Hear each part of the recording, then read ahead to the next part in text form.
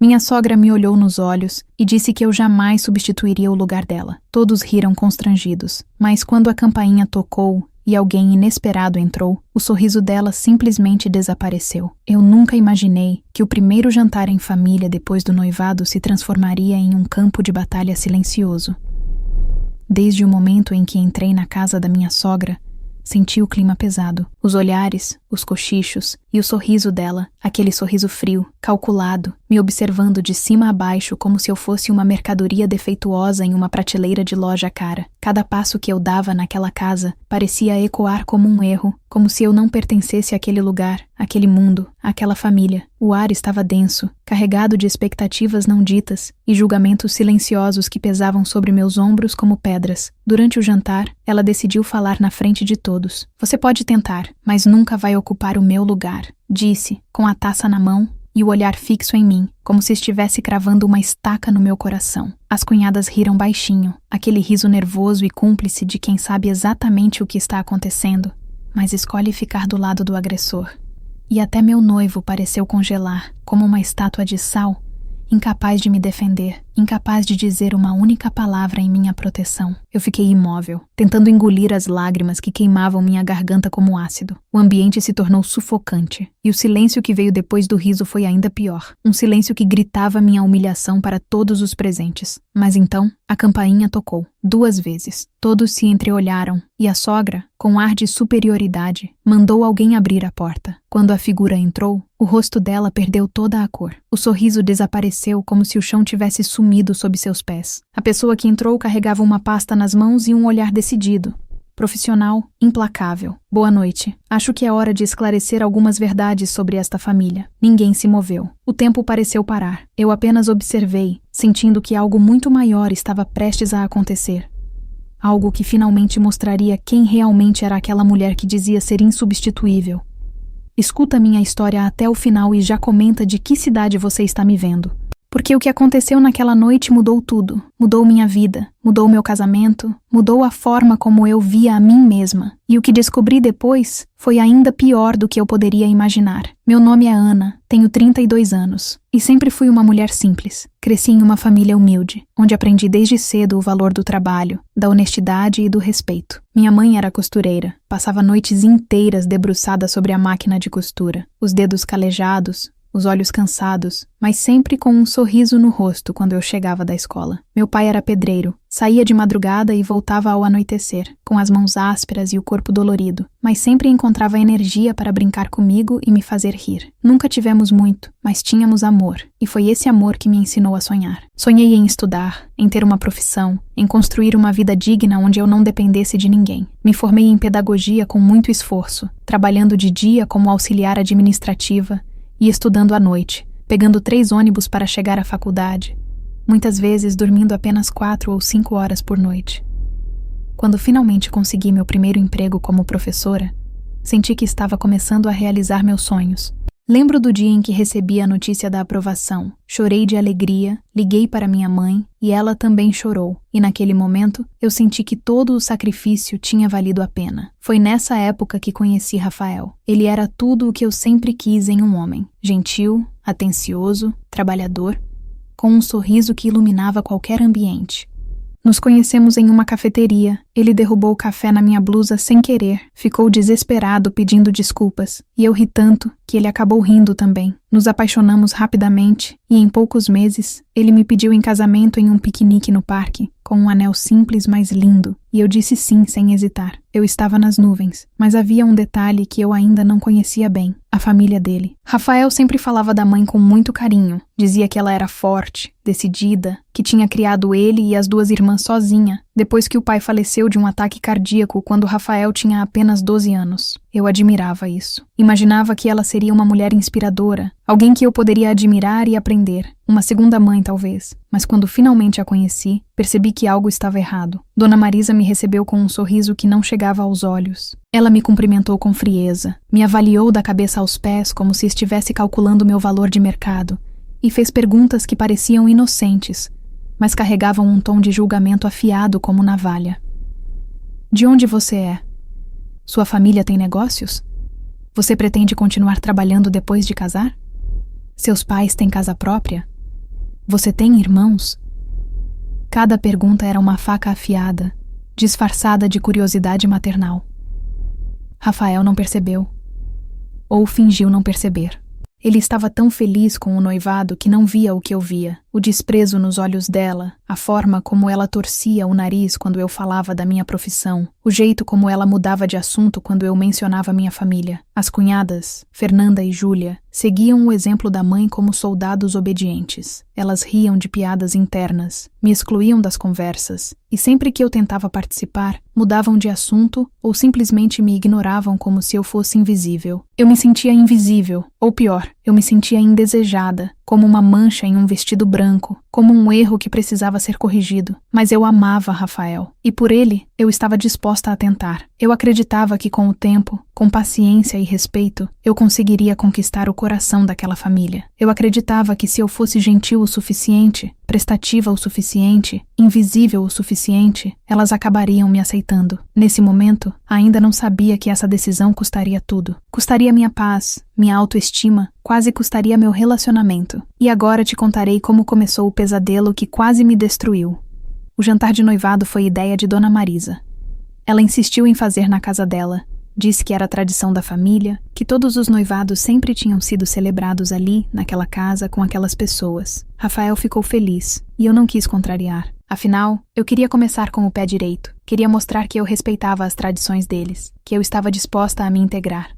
Cheguei cedo, ofereci ajuda na cozinha, mas ela recusou com um sorriso falso. Você é a convidada de honra, querida. Sente-se e relaxe. Mas o tom não era de gentileza, era de posse. Como se ela estivesse dizendo, esta é minha casa, minhas regras, meu território, e você é apenas uma visitante temporária. A mesa estava impecável. Toalha branca de linho, louças finas de porcelana, talheres de prata, velas acesas em castiçais antigos, flores frescas no centro. Tudo perfeito, tudo calculado. Mas a atmosfera era gélida. Durante o jantar, Dona Marisa começou a contar histórias. Histórias sobre Rafael quando criança, sobre como ela sempre esteve presente em cada momento importante da vida dele.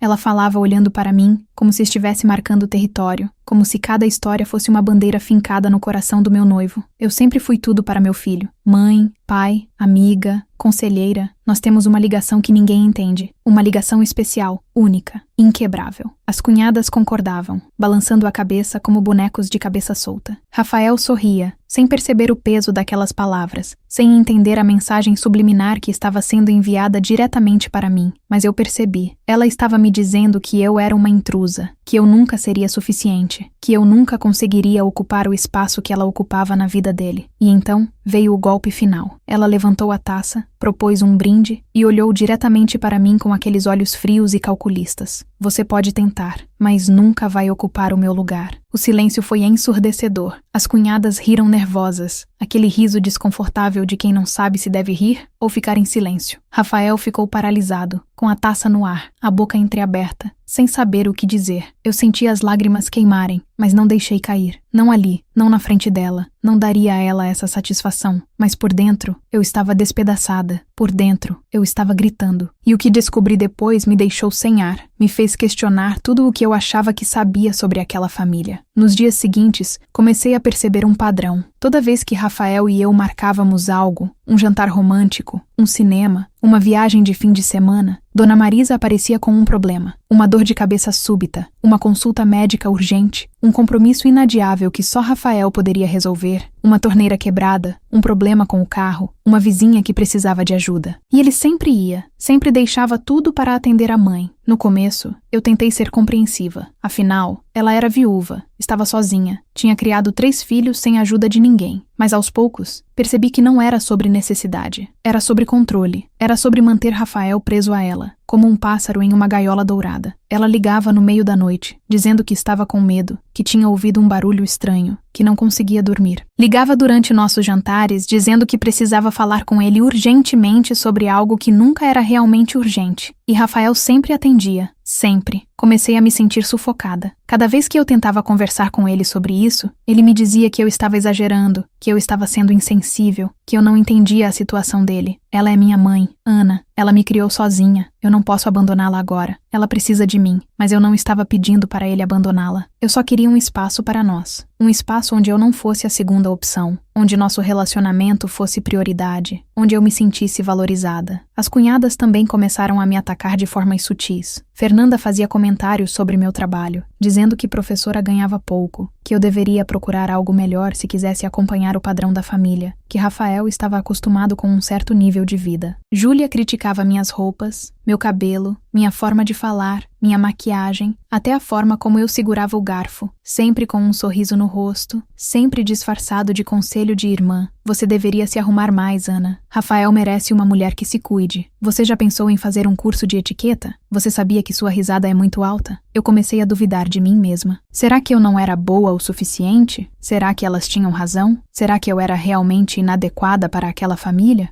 Comecei a me policiar, a falar mais baixo, a rir menos, a me vestir de forma mais conservadora, a tentar me moldar ao que elas esperavam de mim.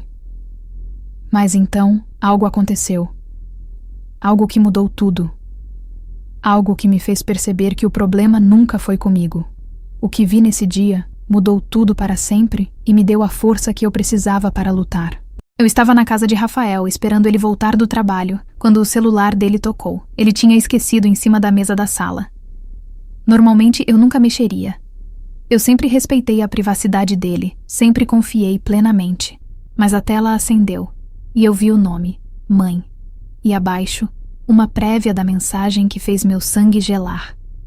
Já falei com o advogado. Ela não vai ver um centavo. Meu coração disparou. Minhas mãos começaram a tremer. Eu peguei o telefone, destranquei. A senha era minha data de aniversário, ironicamente. E abri a conversa. O que vi me deixou sem chão. Mensagens e mais mensagens de Dona Marisa para Rafael. Ela falando sobre mim. Sobre nosso casamento. Sobre dinheiro. Sobre patrimônio. Sobre controle. Você precisa fazer ela assinar o acordo pré-nupcial. Não podemos arriscar perder o patrimônio da família.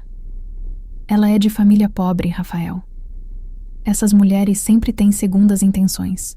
Elas se aproximam de homens bem-sucedidos para garantir o futuro. Você é muito ingênuo, filho. Eu não conseguia acreditar. Rafael estava respondendo, tentando acalmar a mãe, dizendo que eu não era assim, mas de uma forma fraca, sem convicção. Mãe, eu sei que você está preocupada, mas Ana não é assim. Ela me ama. Ela nunca demonstrou interesse pelo meu dinheiro. Mas se isso te deixa mais tranquila, eu converso com ela sobre o acordo. Eu senti uma dor no peito que nunca tinha sentido antes. Não era só a traição da sogra, era a cumplicidade dele. Ele sabia o que ela pensava de mim, e mesmo assim, ele não me defendeu de verdade. Ele estava negociando comigo como se eu fosse uma ameaça, um risco a ser gerenciado. Continuei lendo, as lágrimas embaçando minha visão. Havia mais, muito mais. Mensagens sobre a casa onde moraríamos. Dona Marisa queria que morássemos perto dela, ou melhor, queria que morássemos com ela, na mesma casa, sob o mesmo teto, sob o mesmo controle. Você não precisa sair de casa, filho. A casa é grande. Ela pode morar aqui. Assim eu ajudo com tudo. Com a comida, com a limpeza, com as finanças. Você não precisa se preocupar com nada. E Rafael estava considerando, seriamente considerando. Mãe, eu preciso construir minha própria família. Mas talvez no começo, até a gente se estabilizar financeiramente, seja uma boa ideia. Podemos economizar o aluguel. E você não ficaria sozinha. Eu estava lendo minha própria sentença. Estava vendo meu futuro sendo planejado sem minha participação, sem minha opinião, sem meu consentimento. Eu seria apenas uma peça no tabuleiro deles, movida de acordo com a vontade de Dona Marisa. E então vi algo que me fez sentir náusea. Uma mensagem de 3 semanas atrás. Se ela não aceitar o acordo, você sabe o que precisa fazer. Terminar o noivado antes que seja tarde demais. Pensei que já tinha visto de tudo, mas estava errada, muito errada.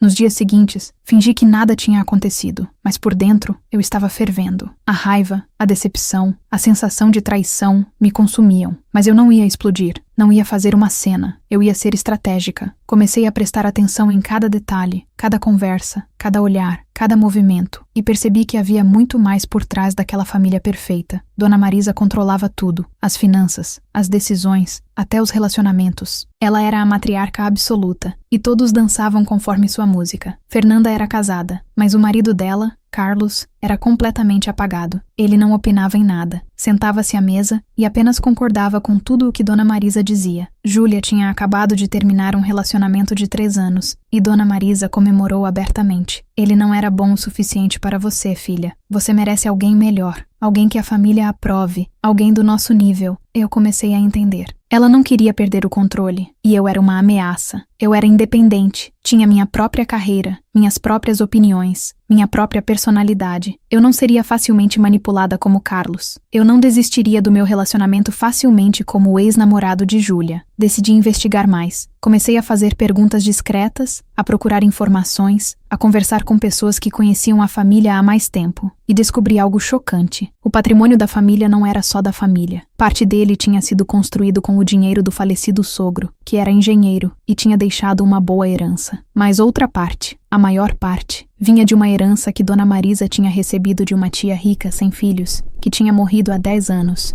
E essa herança tinha uma cláusula específica, registrada em cartório. O dinheiro deveria ser dividido igualmente entre os 3 filhos quando eles completassem 25 anos ou quando se casassem, o que acontecesse primeiro. Mas Dona Marisa nunca tinha feito isso.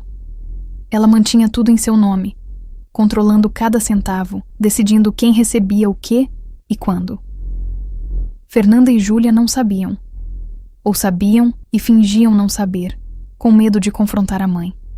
Mas Rafael tinha direito àquele dinheiro. Tinha direito há anos. E ela estava escondendo. Estava usando o dinheiro que legalmente pertencia aos filhos para mantê-los dependentes dela, para manter o controle. Comecei a juntar provas, documentos, conversas gravadas, registros bancários, cópias do testamento da tia. Eu sabia que precisaria de tudo isso, porque eu tinha certeza de que mais cedo ou mais tarde ela tentaria me destruir, e eu precisava estar preparada, precisava ter munição. E então chegou o dia que tudo mudou, o dia que eu tinha estado esperando e temendo ao mesmo tempo. Rafael marcou um jantar especial. Disse que queria fazer um anúncio importante para a família. Eu imaginei que fosse sobre a data do casamento, talvez sobre a lua de mel, sobre nossos planos futuros. Mas quando chegamos na casa de Dona Marisa, percebi que havia algo diferente no ar. Ela estava radiante, sorridente, confiante, usando um vestido novo, maquiagem impecável, joias caras. E isso me assustou, porque ela nunca estava tão feliz sem um motivo. Durante o jantar, Rafael se levantou e fez o anúncio. Eu e Ana decidimos adiar o casamento. Meu coração parou. Adiar? Ele nunca tinha conversado isso comigo, nunca tinha mencionado, nunca tinha dado nenhum sinal. Ele continuou, e cada palavra era como uma punhalada. Minha mãe me fez perceber que estamos correndo demais, que precisamos nos conhecer melhor, nos estabilizar financeiramente, ter certeza de que estamos prontos para esse compromisso. E ela ofereceu a casa dela para morarmos juntos por um tempo, até estarmos prontos. Assim podemos economizar e ter certeza da nossa decisão. Eu olhei para ele incrédula. Olhei para Dona Marisa, e ela me encarou com aquele sorriso vitorioso, aquele sorriso de quem acabou de ganhar uma batalha importante. Ela tinha conseguido. Ela tinha manipulado tudo.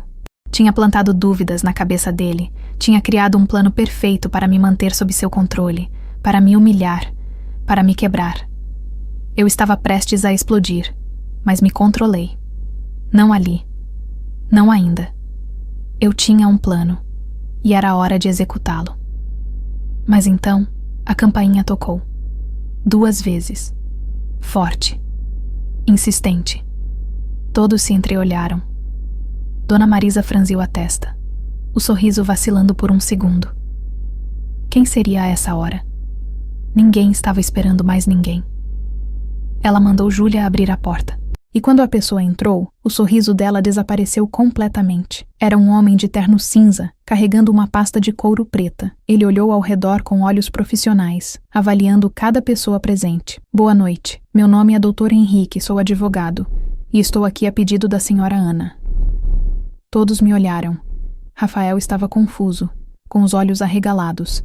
Dona Marisa, pálida como um fantasma, Fernanda e Júlia, boquiabertas. Eu me levantei e pela primeira vez em meses, senti que tinha o controle, senti que tinha poder. Dr. Henrique, por favor, explique a todos o que descobrimos. Mas o pior ainda estava por vir, e Dona Marisa sabia disso. Dr. Henrique abriu a pasta e começou a falar com voz clara e firme. Ele explicou sobre a herança da tia, sobre a cláusula específica do testamento, sobre o dinheiro que Dona Marisa estava escondendo dos filhos há mais de 10 anos. Rafael ficou em choque, a cor sumindo do seu rosto. Mãe, isso é verdade? Você recebeu uma herança que era para ser dividida conosco? Dona Marisa tentou se defender, mas sua voz estava trêmula, quebradiça. Eu fiz isso para proteger vocês, para garantir que o dinheiro não fosse desperdiçado. Vocês eram jovens, irresponsáveis. Eu estava guardando para quando vocês estivessem prontos. Mas Dr. Henrique continuou, implacável. Ele mostrou documentos, extratos bancários, provas de que ela tinha usado parte do dinheiro para investimentos pessoais, para reformar a casa, para comprar joias, para viajar, tudo sem consultar os filhos, tudo sem dar satisfação. Fernanda e Júlia estavam em silêncio, processando tudo, as mãos tremendo. Carlos, o marido de Fernanda, pela primeira vez tinha uma expressão de raiva no rosto. E então, Dr. Henrique soltou a bomba final. Além disso, há uma segunda questão. Dona Marisa tentou, há 2 semanas, registrar um acordo pré-nupcial em nome de Rafael e Ana, sem o consentimento de Ana. Ela foi a um cartório com documentos falsificados, tentando fazer parecer que Ana tinha concordado com termos extremamente desfavoráveis. Isso é ilegal e configura tentativa de fraude e falsificação de documentos. O silêncio foi absoluto. Você podia ouvir uma agulha cair. Rafael me olhou e eu vi a dor nos olhos dele, a confusão, a traição. Ana, você sabia disso tudo? Você investigou minha família? Eu respirei fundo, preparando-me para o que tinha que dizer. Eu descobri, Rafael. Descobri as mensagens entre você e sua mãe, as manipulações, as mentiras, os planos para me controlar. E decidi investigar, porque eu não ia deixar que ela destruísse nossa relação sem lutar, porque eu me recuso a ser tratada como uma ameaça, como uma oportunista, como alguém que não merece respeito. Dona Marisa se levantou, furiosa, a cadeira caindo para trás com um estrondo. Você não tem o direito de vir aqui e destruir minha família. Você é uma intrusa, uma oportunista. Eu a encarei e pela primeira vez não senti medo, senti força. Eu não estou destruindo nada. Eu estou revelando a verdade. E a verdade é que você nunca quis que Rafael fosse feliz. Você só queria mantê-lo preso a você. Você manipulou seus filhos a vida inteira, roubou o dinheiro que era deles por direito e tentou me incriminar com documentos falsos. Ela tentou responder, mas não conseguiu. As palavras morreram em sua garganta. Rafael estava em lágrimas. Fernanda e Júlia, em choque. E eu, finalmente, senti que tinha feito o certo. Mas o que ela disse nessa hora me deu calafrios e me fez perceber que ela era ainda mais perigosa do que eu imaginava. Dona Marisa me olhou com um ódio que eu nunca tinha visto antes. Um ódio puro, visceral, assustador. Você acha que ganhou? Você acha que destruindo minha reputação vai conquistar meu filho? Ela deu um passo em minha direção e Dr. Henrique se posicionou entre nós. Você não sabe de nada. Você não sabe o que é sacrificar tudo por uma família. Você não sabe o que é perder um marido aos 35 anos e ter que criar 3 filhos sozinha, sem ajuda, sem apoio, sem ninguém. Você não sabe o que é trabalhar dia e noite, abrir mão dos seus sonhos, da sua vida, de tudo, para garantir que seus filhos tenham um futuro. Eu fiz o que tinha que fazer e faria tudo de novo. Eu senti uma pontada de compaixão. Por um breve momento, vi uma mulher quebrada, assustada, tentando proteger o que restava de seu mundo, de seu controle, de sua identidade. Mas então ela continuou, e a compaixão desapareceu. Você é uma oportunista. Veio de uma família pobre, sem nada, sem nome, sem posição, e achou que ia se aproveitar do meu filho. Achou que ia colocar as mãos no dinheiro da família. Mas eu não vou deixar. Eu vou lutar até o fim. Vou provar que você é uma farsa. E a compaixão desapareceu completamente. Eu não vim de uma família pobre, Dona Marisa. Eu vim de uma família honesta. Uma família que me ensinou valores que a senhora claramente nunca aprendeu. Respeito, honestidade, integridade. E isso é algo que dinheiro nenhum pode comprar. Rafael se levantou, as lágrimas escorrendo pelo rosto. Mãe, chega. Chega de mentiras. Chega de manipulação. Chega de controle. Eu não aguento mais. Eu passei a vida inteira tentando te agradar, tentando ser o filho perfeito.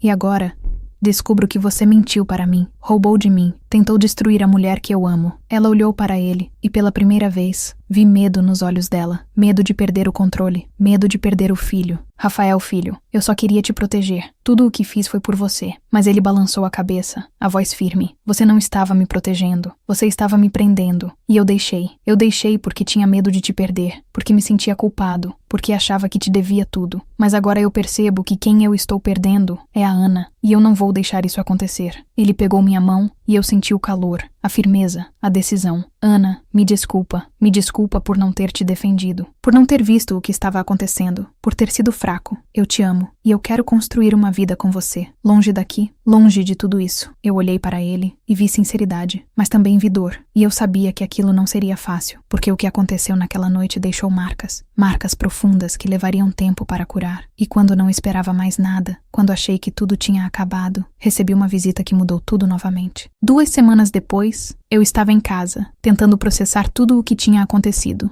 Rafael tinha saído da casa da mãe no mesmo dia, pegou suas coisas e veio morar comigo no meu pequeno apartamento. Mas ele estava diferente, quieto, distante, carregando um peso que eu não sabia como aliviar. Ele mal comia, mal dormia, passava horas olhando para o nada. Fernanda e Júlia tinham entrado com um processo contra a mãe, exigindo a parte delas da herança e uma auditoria completa das finanças familiares. A família estava destruída, despedaçada, e todos estavam sofrendo, e eu me sentia culpada, profundamente culpada. Será que eu tinha feito a coisa certa? Será que eu deveria ter ficado calada, engolido tudo e tentado fazer dar certo? Será que eu tinha destruído a família do homem que eu amava? Será que meu orgulho, minha necessidade de justiça, tinha custado mais do que valia? Essas perguntas me atormentavam dia e noite. Eu via Rafael sofrendo e me perguntava se eu era a culpada. E então, a campainha tocou. Era uma tarde de sábado, chuvosa, fria. Eu abri a porta e quase caí para trás. Era a Dona Marisa. Ela estava diferente, completamente diferente. Sem maquiagem, cabelo solto e despenteado, olhos vermelhos e inchados de tanto chorar, roupas simples. Ela parecia ter envelhecido 10 anos em 2 semanas. Posso entrar? A voz era fraca, quebrada. Eu hesitei, mas deixei. Ela entrou, olhou ao redor do meu apartamento pequeno e simples e se sentou no sofá. Ficamos em silêncio por um longo tempo. Um silêncio pesado, carregado de tudo o que tinha acontecido, até que ela finalmente falou. Eu vim pedir desculpas. Eu olhei para ela, surpresa. Não esperava isso. Não esperava humildade vinda dela. Eu sei que não mereço seu perdão. Eu sei que fui cruel, manipuladora, injusta, mas eu preciso que você entenda. Ela respirou fundo, as mãos tremendo. Quando meu marido morreu, eu fiquei perdida, completamente perdida. Eu tinha 3 filhos pequenos, nenhuma profissão, nenhum dinheiro além da herança dele. Eu tive que me tornar forte, tive que me tornar dura. Tive que construir uma armadura ao meu redor para sobreviver. E no processo, eu esqueci como ser humana. Esqueci como confiar, como amar sem controlar, como deixar ir. Ela olhou para mim e vi lágrimas nos olhos dela. Lágrimas genuínas. Eu tive tanto medo de perder meus filhos que acabei os afastando. E agora, eu perdi tudo. Fernanda e Júlia não falam mais comigo. Rafael mal me olha. Meus netos não me visitam. E tudo por causa do meu orgulho, do meu medo, da minha necessidade de controle. Eu senti um nó na garganta. Dona Marisa, eu nunca quis destruir sua família. Eu só queria ser respeitada. Só queria ter meu lugar, sem ter que lutar por ele todos os dias. Eu sei, e você merecia. Você sempre mereceu. Eu estava errada, completamente errada. Ela se levantou, limpando as lágrimas. Eu não espero que você me perdoe, mas eu queria que você soubesse que eu reconheço meu erro, e que se um dia você e Rafael decidirem me dar uma segunda chance, eu prometo que vou ser diferente. Vou respeitar vocês, vou respeitar suas decisões, vou aprender a amar sem sufocar. Ela saiu, e eu fiquei ali, sozinha, processando tudo, e percebi algo importante. Mas o mais importante não foi o que perdi, senão o que ganhei através de tudo isso. Levou meses, muitos meses. Meses de conversas difíceis, de terapia individual e de casal, de reconstrução lenta e dolorosa. Rafael teve que aprender a colocar limites na mãe, a dizer não, a priorizar nosso relacionamento. Foi difícil para ele, porque ele tinha passado a vida inteira sendo o filho perfeito, o protetor, o provedor emocional. Eu tive que aprender a confiar nele novamente, a acreditar que ele realmente tinha mudado, que ele realmente me colocaria em primeiro lugar. Dona Marisa teve que aprender a respeitar nosso espaço, a aceitar que não tinha mais controle sobre a vida dos filhos, a construir uma nova identidade que não fosse baseada em ser a matriarca controladora. Fernanda e Júlia tiveram que aprender a viver suas próprias vidas, longe do controle da mãe, tomando suas próprias decisões, cometendo seus próprios erros. Foi um processo longo e doloroso. Houve recaídas, houve momentos em que eu quis desistir, momentos em que Rafael voltou aos velhos padrões, momentos em que Dona Marisa tentou retomar o controle. Mas aos poucos, as coisas começaram a melhorar. Rafael voltou a sorrir. Voltou a ser o homem que eu tinha conhecido, mas mais maduro, mais consciente, mais forte. E eu voltei a acreditar que nosso amor era mais forte do que qualquer obstáculo. Dona Marisa começou a frequentar terapia. Ela pediu desculpas formalmente para todos os filhos, devolveu o dinheiro da herança com juros e começou a trabalhar em si mesma. Não foi fácil para ela. Ela teve que desconstruir décadas de comportamentos tóxicos, de mecanismos de defesa, de padrões destrutivos. Mas ela estava tentando, genuinamente tentando, e isso era o que importava. Fernanda e Júlia também mudaram. Elas começaram a tomar suas próprias decisões, a viver suas próprias vidas. Fernanda se separou do marido, percebendo que o relacionamento era tóxico e baseado em submissão. Júlia voltou com o ex-namorado, e dessa vez, trouxe ele para a família sem pedir aprovação. E pela primeira vez, elas me trataram como parte da família, não como uma intrusa, mas como uma irmã, uma amiga, uma aliada. E então, finalmente, chegou o dia do nosso casamento. Foi uma cerimônia pequena, íntima, só com as pessoas que realmente importavam. Não foi na casa de Dona Marisa, foi em um jardim lindo, ao ar livre, com flores silvestres e música suave. Dona Marisa estava lá. Ela não tentou controlar nada. Não deu palpite sobre o vestido, sobre a decoração, sobre a lista de convidados. Ela apenas assistiu, com lágrimas nos olhos, enquanto Rafael e eu trocávamos votos que nós mesmos escrevemos. E quando terminamos, quando o celebrante nos declarou marido e mulher, ela veio até mim e me abraçou. Um abraço genuíno, caloroso, sem reservas. Bem-vinda à família, Ana. De verdade dessa vez. Eu chorei, porque finalmente, depois de tudo, eu sentia que tinha encontrado o meu lugar. Não o lugar dela, mas o meu próprio lugar, ao lado do homem que eu amava, em uma família que, apesar de todas as falhas, estava aprendendo a amar de verdade, sem condições, sem controle, sem manipulação. Hoje, quando olho para trás, percebo que aquela noite terrível foi o ponto de virada. Foi o momento em que eu decidi que não seria mais a vítima, que não aceitaria mais ser humilhada, desrespeitada ou invisível. Foi o momento em que eu escolhi lutar, não com raiva ou vingança, mas com verdade e coragem. Eu aprendi que o amor verdadeiro não é sobre sacrificar quem você é, não é sobre se moldar para caber nas expectativas de outra pessoa. É sobre encontrar alguém que te valorize exatamente como você é, com todas as suas imperfeições, com toda a sua história, com toda a sua essência. E que uma família saudável não é aquela que nunca tem problemas. É aquela que enfrenta os problemas com honestidade, respeito e amor. É aquela que permite que cada membro seja quem realmente é, sem julgamento, sem controle, sem manipulação. Rafael e eu construímos nossa própria casa. Não perto da casa de Dona Marisa, mas também não longe demais. Encontramos um equilíbrio, visitamos ela regularmente, almoçamos juntos aos domingos, comemoramos datas importantes. Mas também temos nosso espaço, nosso tempo, nossa vida, nossa privacidade. Fernanda se casou novamente, dessa vez com um homem que ela escolheu, não que a mãe aprovou. Um homem gentil, engraçado, que a trata como igual. E ela é feliz, genuinamente feliz. Júlia está noiva, e pela primeira vez está planejando o casamento dela, não o casamento que a mãe quer. E ela está radiante.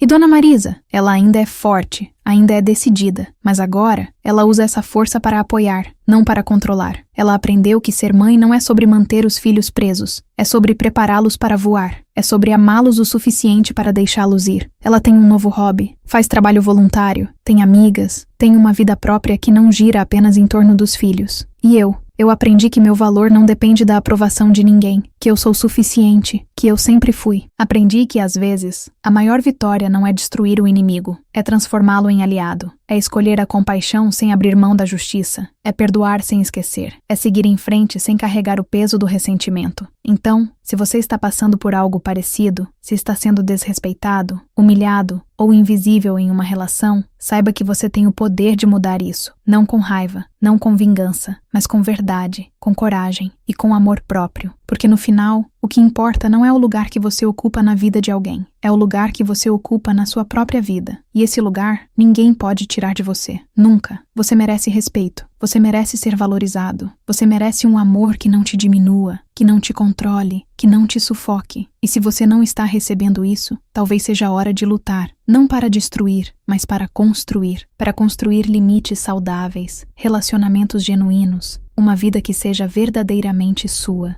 Obrigada por me ouvir até aqui. Espero que minha história tenha te inspirado, te fortalecido, ou pelo menos te feito refletir sobre seus próprios relacionamentos, suas próprias batalhas, suas próprias vitórias. E não esquece de comentar de que cidade você está me vendo. Eu adoro saber que minha história está alcançando pessoas de todos os lugares, tocando corações, fazendo diferença. Um abraço enorme e até a próxima história.